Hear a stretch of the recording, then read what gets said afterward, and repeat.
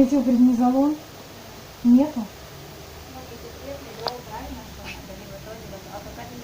250 на 500, ну хоть что есть. 1000.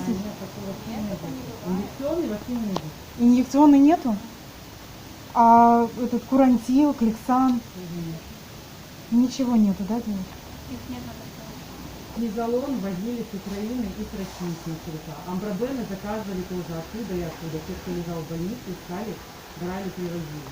Низолона нет, витамин С в ампулах есть, и витамин D в каплях. А клексан и курантил, вот такие вот препараты, нету ничего? А они... И потратили, что дать надо. А соломедро, а где можно найти? Вот метилпреднизолон. Нету?